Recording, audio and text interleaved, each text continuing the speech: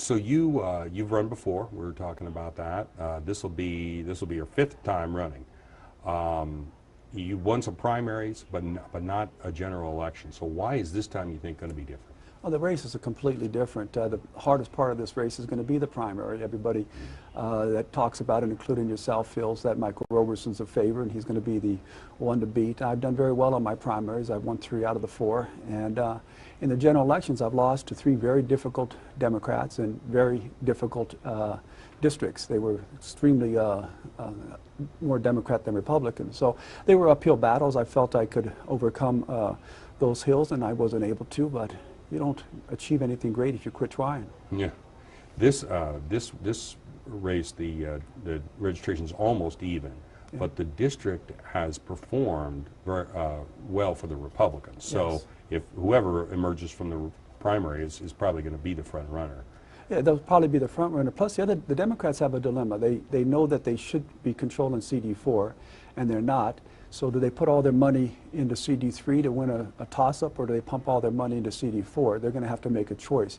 They have their best candidates in CD4. I assume that CD3 won't be their top priority. Well, I believe the Republican Party will make it a key priority for them. So I think not only will be whoever wins will be the favorite, but I think there'll be a lot of resources out there too. Yeah. Would it surprise you to learn I sat with a DCCC representative, Democratic Congressional Campaign Committee, who said that the road to retaking the House goes through CD3, and that they were going to put all their resources into that. Do you think that's just political talk? Well, if they have the money, I guess, but they're going to need a lot of resources to beat Crescent Hardy in CD4. Crescent's well-funded. He's an incumbent.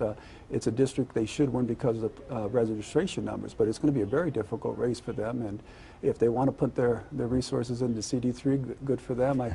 I'll make sure that the Republicans control the House then. You're a fairly conservative candidate. There's other conservative candidates in the race: Annette Tahero, Michelle Fiore, Andy Matthews.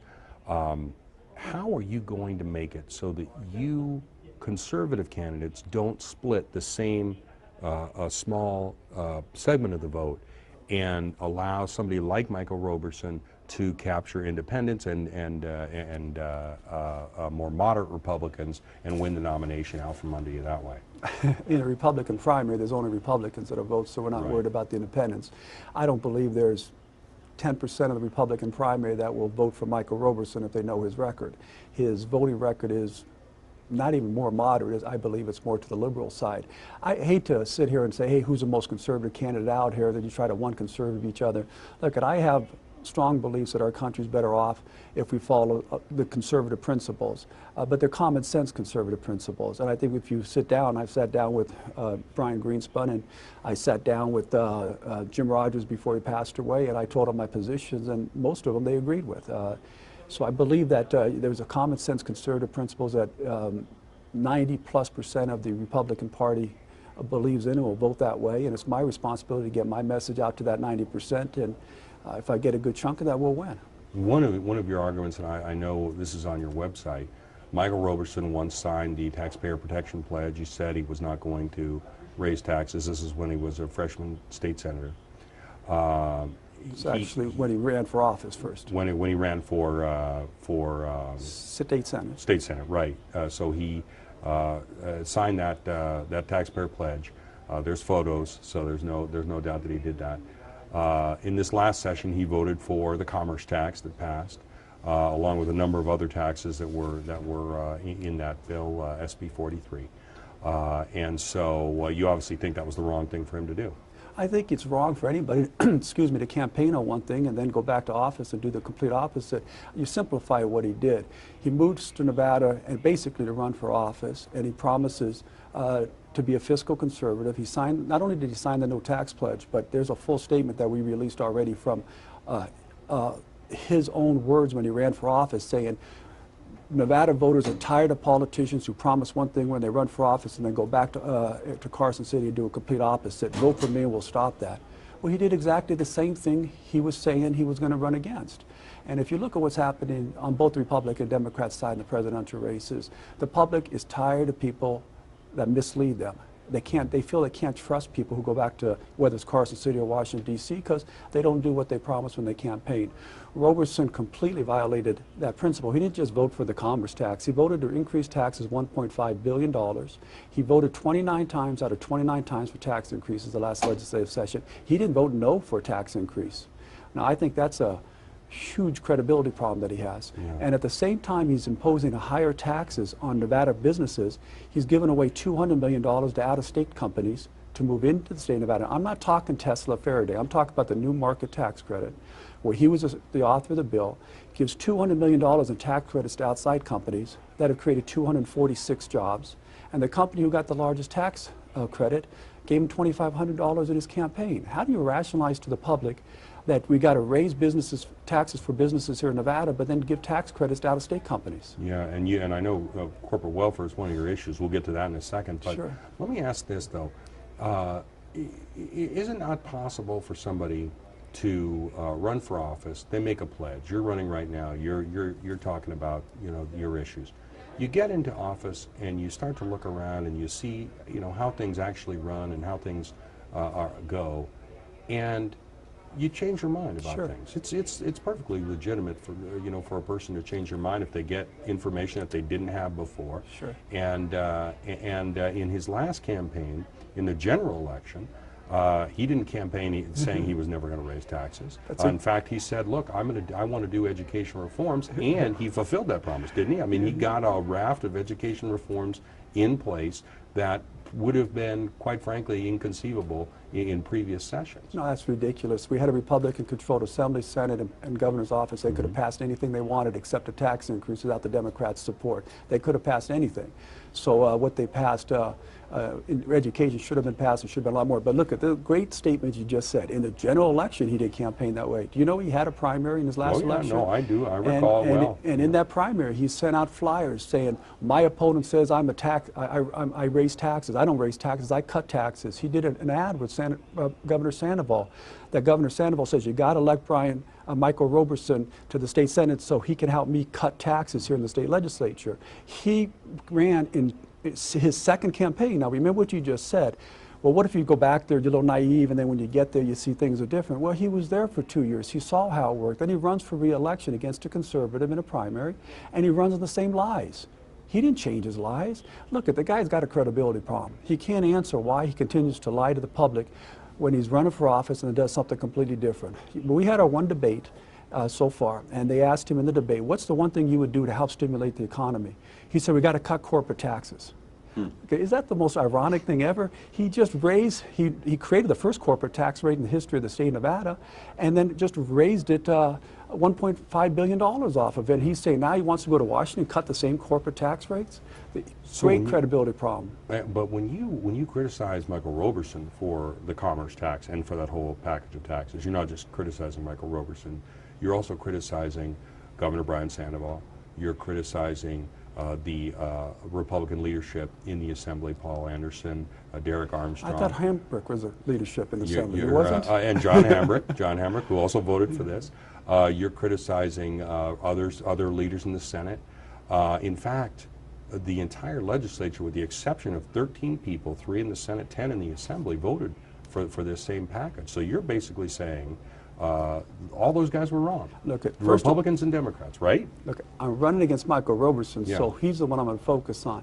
However, 80% of the public, his constituents, Sandoval's constituents, every one of the legislators' constituents, they voted against the commerce tax, basically. In fact, the commerce tax is worse. No, it's not. It's basically the same. It's absolutely the same thing. It's a gross receipts tax. The margins tax and the commerce tax are the same thing? It's very similar. It's a gross receipts tax based upon the gross revenue of a company. The commerce tax has 4 different levels or multiple levels of how they tax people, and it's at a higher rate right now, but they could lower that rate to exactly what the margin tax was going to be. 80% of the people voted against that.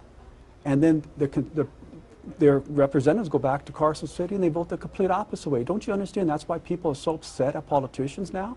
So yes, I will criticize anybody who lies to the public to get elected and then goes back to Carson City and votes something different. And it's not, and I understand, because there are certain things you gotta expect politicians may not understand when they first get office. Sure. But this was his second legislative session. He campaigned the same way after his first 2 years. He knew what he was getting involved into. In fact, you know as well as I know that this tax increase was planned before the elections in November. This was a plan that was already put into place, and Roberson was campaigning saying he wouldn't do it, and did it anyways. And that's the problem I have with it. So you now running for Congress, are you willing to say you will not vote for any taxes if you are elected to Congress? No, I've signed the no tax pledge, but there's the problem with the issues in Congress isn't the tax issues, it's the tax exemptions, the tax credits, the special interest groups get all the tax breaks. If we would eliminate, I don't think the answer is raising people's taxes right now. The answer is cutting away the special tax breaks that are giving away hundreds of billions of dollars a year to the people that have the influence over the legislators, and they're getting breaks that the rest of the people don't get. Yeah. Why is it okay for General Electric not to pay any federal income taxes, but then we have a corporation here in Nevada that's paying 37 or 38% corporate income taxes?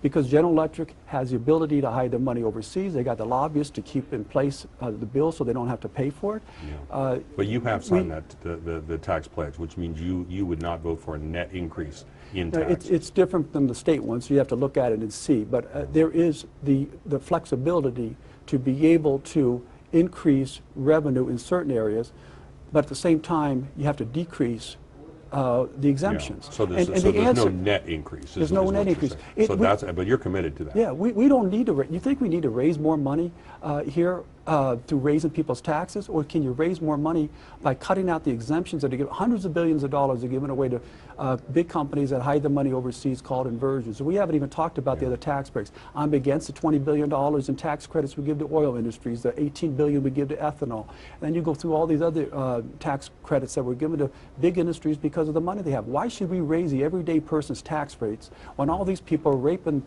the country with their tax credits? Because we don't have legislators that are strong enough to go back there and fight and do what's right. And that's what I will do. You've said on your website that you support massive across-the-board tax cuts, I assume for individuals, along with the elimination of those exemptions that you were just talking about. And I don't know if you said the word massive. I think we should.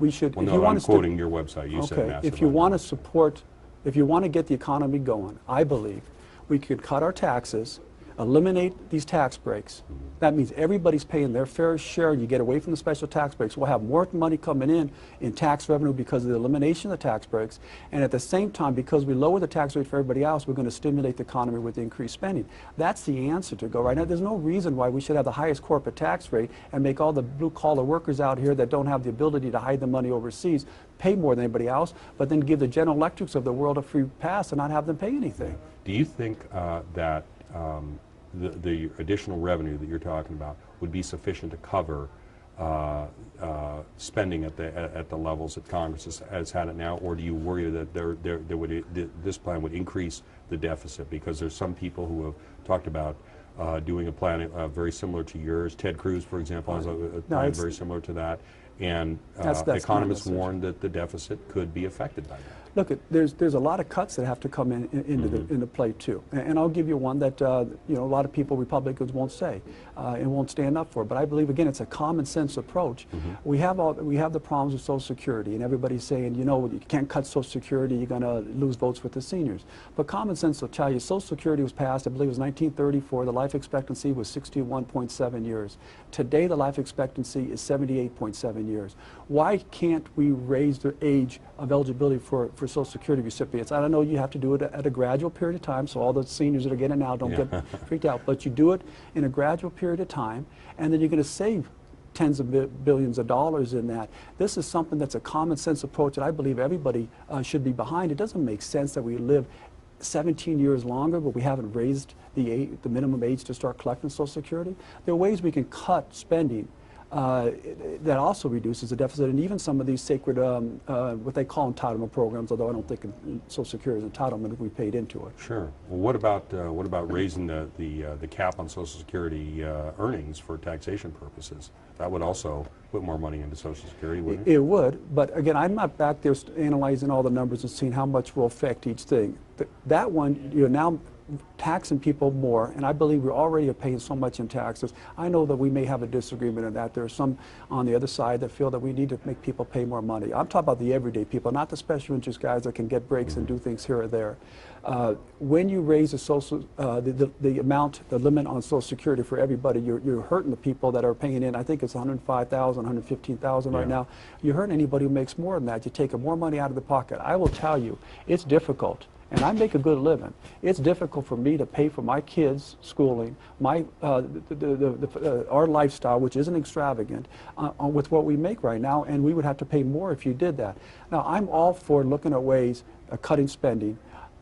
I believe that and the tax exemptions are the way to go, as opposed to trying to increase the burden on hardworking Americans. You talk about building a strong wall on the southern border, vigorous new vetting of all immigrants.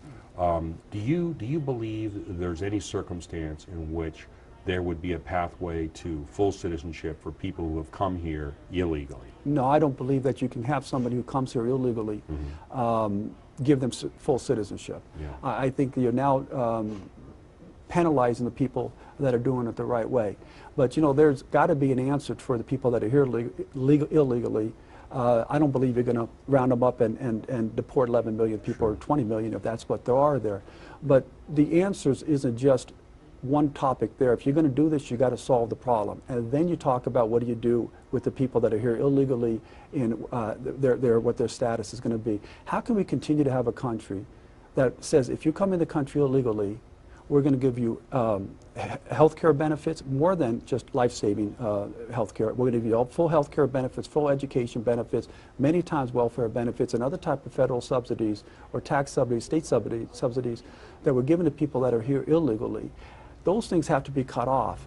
They have to be eliminated. We have to have a rule of law that the only people that should get Americans' taxpayer benefits are people that are here in the country legally. We have to eliminate all these sanctuary cities that are out there. How can we have a country that says, hey, San Francisco, we don't agree with the federal immigration policy, so we're not going to enforce those laws? How does this, and they still get federal funds? See, there's all these problems out here that the left doesn't want to talk about. They want to use the immigration issue as a political tool to try to get Latino votes, but they don't want to talk about the problems that are really out there. Let's solve all these issues that are there and make sure this doesn't happen. Again, that means protecting the borders. It isn't just the wall. You got 40% of the illegal immigrants coming in that are coming in through the visa program. We have to be able, with today's technology, be able to track people that are here, be able to deport them. Solve these problems, including the taxpayer benefits, the sanctuary cities, and all these issues, and then talk about what are you going to do for the people that are already here that you don't want to deport away from their families and so forth. It's not to give them citizenship. You can't reward them with the same benefits you're giving somebody who's waiting in line. So at most, you might say they might have some kind of legal status, work status, or something like that, but just never citizenship. I would not give them citizenship. Yeah. And I don't believe people who believe in the rule of law in our country would agree with that. The incumbent in this district right now is Joe Heck. Yes.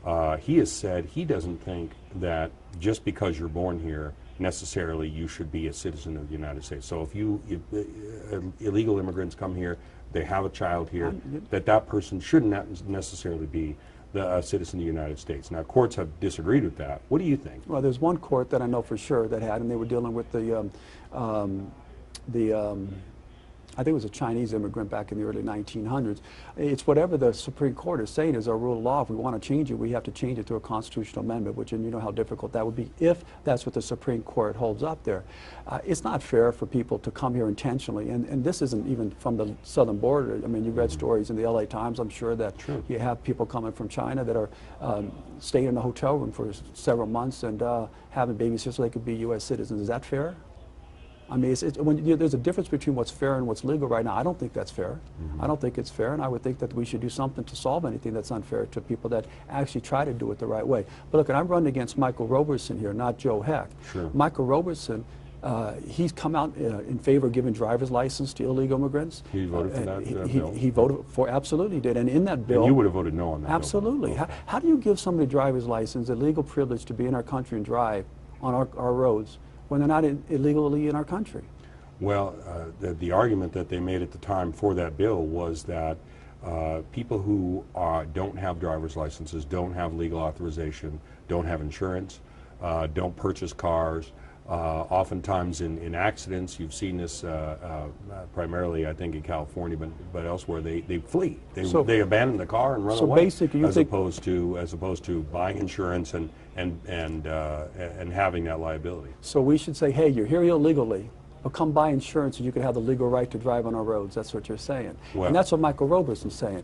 And you know what that bill also says is, once we identify who's here illegally, we cannot use that information and give it to ICE. That's a feature of the bill, yeah, it's basically we're providing a sanctuary state for people that are here illegally. And I'm absolutely against that. And I'm really surprised if Senator Roberson would have gone along with that.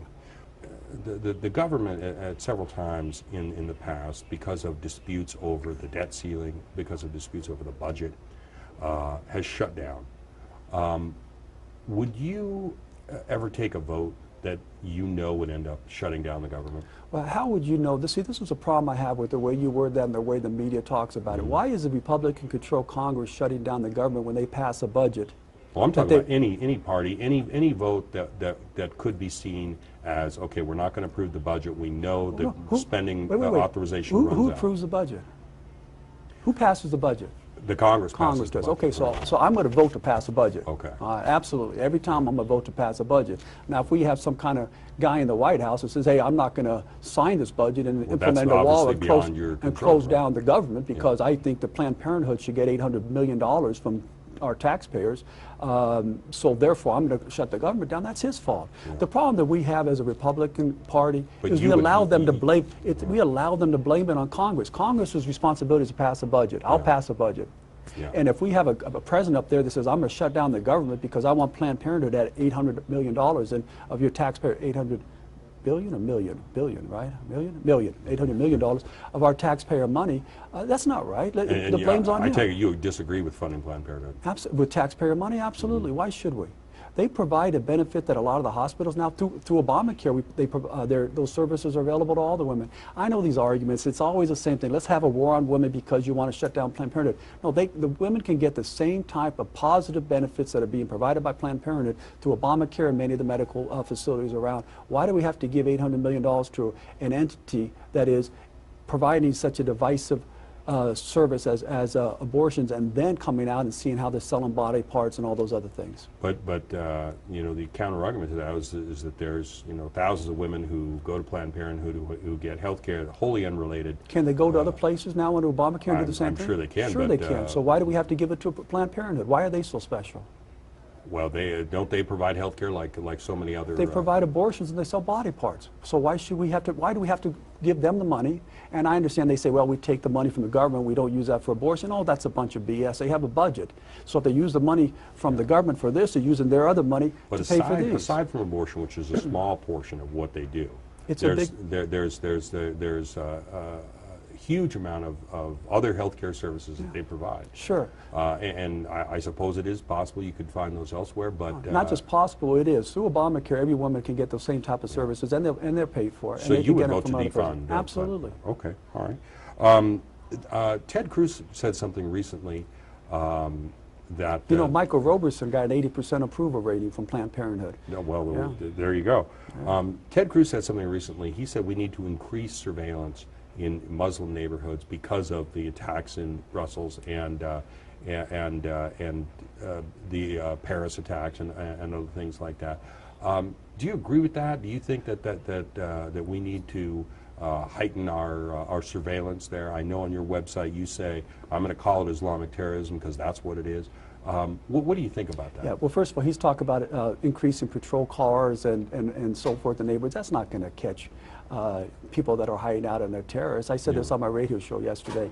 I said the answer isn't more patrol cars out there, but we do have to target whichever group of people, and that means if there are more Middle Eastern groups that are out there somewhere that the federal government has an indication that there may be some criminal activity, we need to put more resources in there and investigate those areas. I think we should spend more money investigating the areas of people that are more likely to commit terrorist acts than to spend money investigating 70, 80-year-old women going through airports, little young kids going through airports where there's very little likelihood.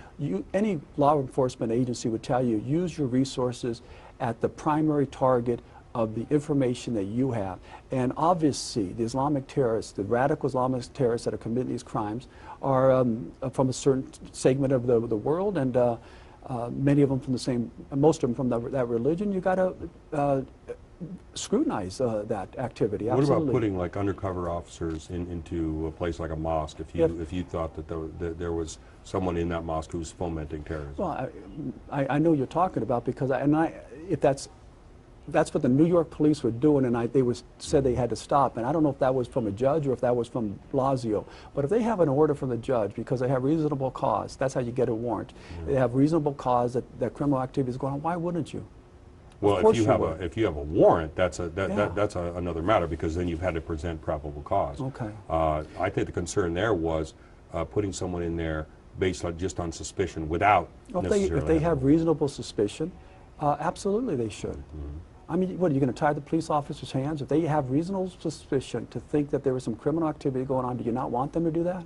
Yeah, and you're saying even in a mosque, even in a... I do. Anywhere they have reasonable suspicion that the criminal activity is going on. They can do it at Our Lady of Las Vegas Church, is where I go to. They can come in and do it there. If the police have reasonable suspicion that there's criminal activity going on, and we're not talking minor criminal activity, we're talking about a potential terrorist act where thousands of people are dying. You haven't heard of any terrorist plotting going on at Our Lady of Las Vegas, have you? Not at Our Lady, but in Las Vegas I have, yes. So you say on your website that America... I should say my mother has as a city councilwoman.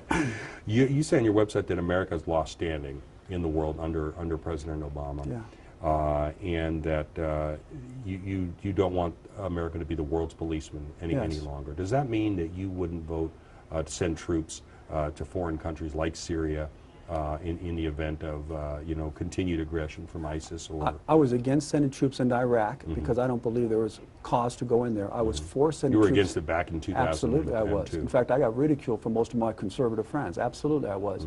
There was no reason to go in there when we were chasing Osama bin Laden through Afghanistan and Pakistan, and we took hundreds of thousands of troops away from there to go into Iraq. It was a huge mistake. It would be a mistake for us to unilaterally go into Syria. What we should do with what's happening in ISIS right now is we should have a coalition of countries that are being affected by what ISIS is doing. They downed a Russian airplane. They bombed. Now France and Belgium and England said they'll stand by him. Why can't we get put together? We should. That's just what the answer is. If Obama had standing with these other, and relationships with these other leaders of these countries, we should put a coalition of these countries together. We should put on the ground 500,000, however many ground troops it takes, to go in and wipe them out in a couple months. We can do that. We have the ability, but you have to work together. So what I'm saying is, I think it was wrong to go into Libya. I think it was wrong to go into these other countries that Obama has done now, and try to change the leadership there, the regimen there, because we don't like the way they were acting. And we were doing this. We shouldn't do that. But when you have a threat like ISIS, and you can put together a world coalition to come in with a force together, yes, I'd be in favor of that. Yeah. You also say on your website you're going to be a defender of the Second Amendment.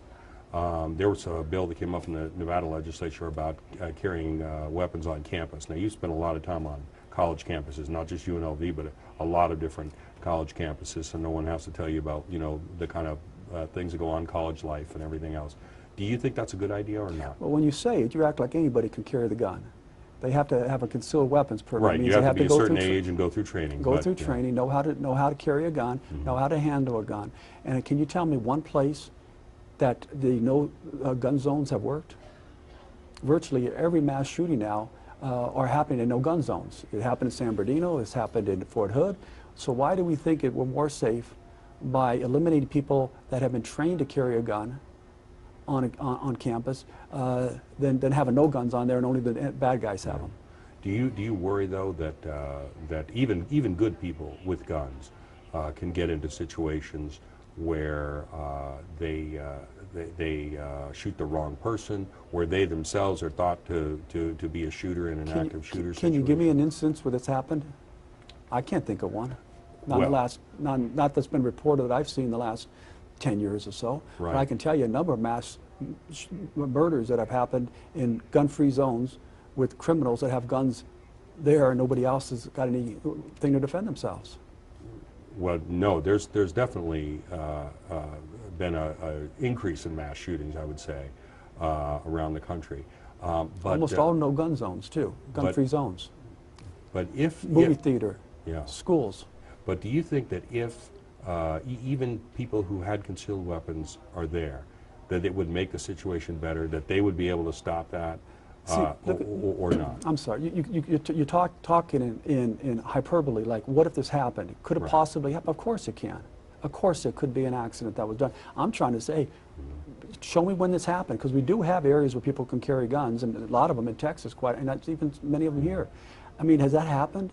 But we do know these mass killings have happened in gun-free zones where nobody had a gun to protect themselves. Would you feel safer on campus if concealed weapons permit holders were allowed to carry there? I'm not a concealed weapon holder, so I wouldn't have the gun with me. Right. But if other people... Well, I'm asking you, though, if you just walking around on campus, would you feel safer? It isn't so much for me as a person if I'm not taking advantage of it as it is for somebody who's gone and got the training and that they can carry and they feel safer. Yeah. You know, look, if I know somebody is trained and they're there and they're a positive person, I would be comfortable with that. I'm comfortable on campus right now, though, too. You know, I'm not. I don't think that even though you got to it's a walk. gun-free zone. Yeah, I don't think you got to walk around and be scared everywhere you go in life. But again, the question goes back to is where the problems happened, and how do you solve them? The problems are happening on gun-free zones where somebody's a criminal, brings a gun on in that area and commits a mass murder, and there's no other guns to protect them. Yeah. Now, if they can show us examples where people that have had concealed weapons have pulled them out and shot people innocently, and there's a problem with that there, then we would have this discussion, but I'm not aware of any of them. So you think there should be fewer gun-free zones? Absolutely. Yeah. Trump, now I haven't asked you who you're supporting for president, you don't have to tell me if you don't want to, but do you think him being in the race, does that help or hurt your candidacy in the 3rd district? It's a great question. I don't have an answer to that. I understand the sentiment from the mass media and the establishment party is he will hurt Republican candidates down ticket. But I see that the voter turnout in every state he's been involved in has gone up something like 60%, and the Democrats are going down 35%. I know the guy who was running his office here in Clark County, and he said every day there was between 40 to 100 people coming in that were Democrats or independents that were switching over to be Republicans to vote for him. Now, I don't know, are they going to translate that they're going to come and vote in the general election and then vote for Republican candidates? I read a story that they said a lot of the Trump voters who are switching over won't vote for Republican candidate.